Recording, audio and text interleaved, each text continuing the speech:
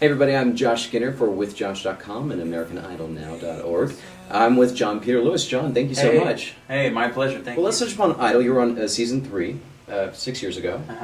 You've gone through a lot in the past 6 years. You were voted off at number 8. Mm-hmm. You're one of my favorites, by the way, that season. Thank you. You and Diana DeGarmo, I really wanted you to be the final two. It's been Thank you very much. You finished the tour, and everyone's working on an album or trying to do something. What was going through your mind? Like, what was your goal? At that point, my goal was making a record. Like when I left the show, immediately I started thinking about what I was going to do to start, recording a CD. Now you currently are working on your third album. That's right. Yeah. And you've gone the whole indie route.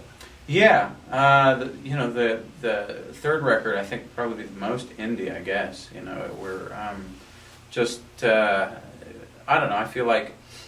I really enjoy making my own music and making it the way that I want to make it, and I find that this is the best way. That's the best way to do it.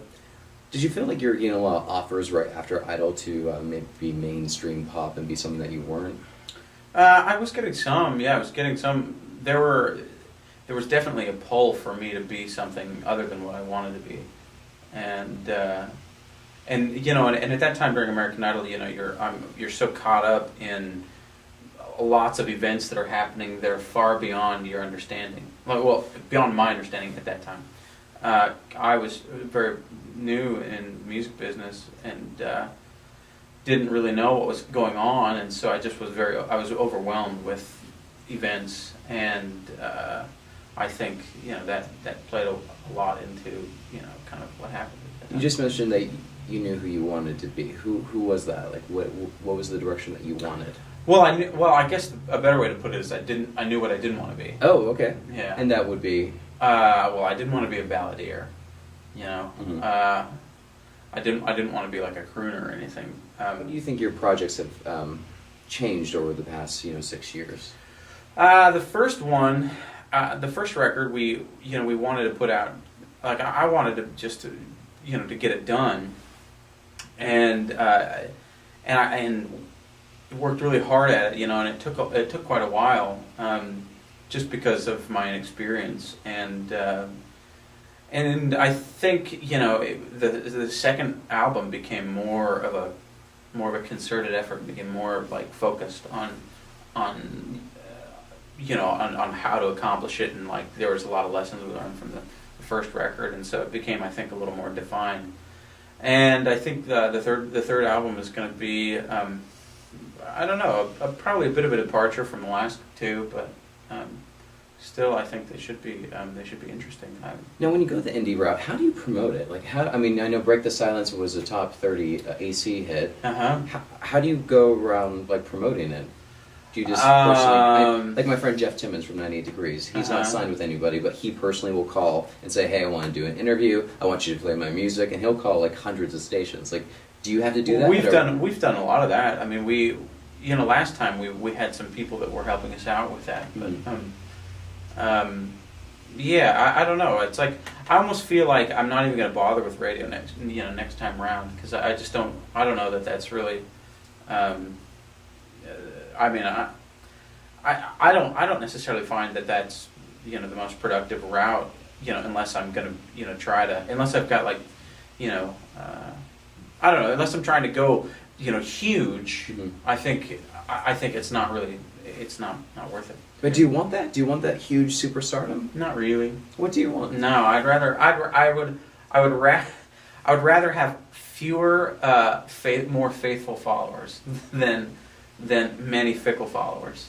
So it's all about putting out good quality. Yeah, there's a game that you have to play. Like if I start becoming worried about what radio is going to play, then my album starts being shaped around that, and I don't want that to happen. I don't want to like start thinking about, hey, are the people at radio really going to like this song, or are they going to like this song? I don't want to do that. I just want to make music that I like to listen to, and and let people enjoy that. And if they don't enjoy it, then well, whatever. I think that's great. Yeah, that's awesome. Yeah, I mean, to me it makes a lot more sense. Feels a lot better. I I feel a lot better about the music that way. What do you think separates you from like the other top 10 idols of all these years? Like, because everyone seems like is trying to do an album, and they may get like one single or maybe even one album, but you're working on your third. What do you think separates you from the rest?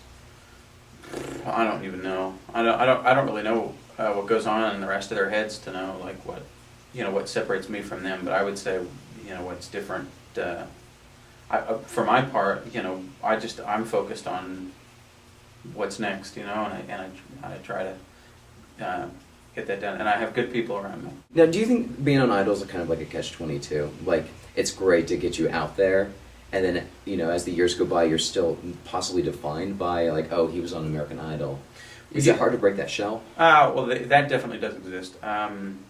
Is it hard to break? Yeah, it is hard to break. I think only in the fact that people have this preconceived idea of what an American Idol is. Mm-hmm. And so I think what's hard about it is when you go to a show, or if someone else were to come to my show, and it was billed as an American Idol show, they would be thinking in their minds, I don't really know exactly Jon Peter Lewis, because some people will come and they know everything about me, and they're really excited, and other people might, if they would come on the grounds of just knowing that I'm a former American Idol contestant, they often will think that I'm something other than I'm not, just because the American Idol brand is different than what the Jon Peter Lewis brand might be.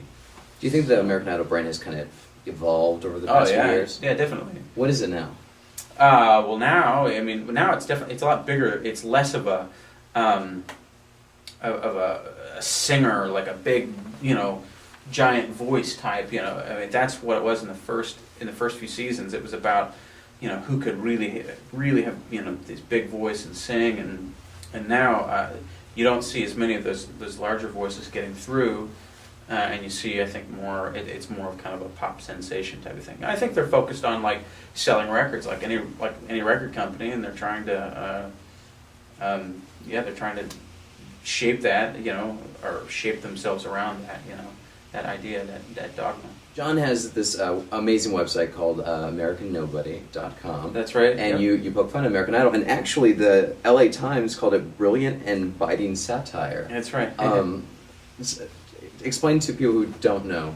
What is it? Well, the American Nobody Show is a show that's basically, it evolved out of people saying that I needed to have a blog, I needed to have a video blog, and then me actually writing a blog and thinking I can illustrate this better if I make a video of it. And then it just also evolved just from me and some friends just talking about this idea, and we just decided we'd make this really goofy little show, and it's really funny. Yeah, well, thank you. Yeah. We have a lot of fun with it, and it's a lot of fun. It's fun to do. It's like we like to make fun of kind of the things that are entertaining to us on the American Nobody Show without being mean.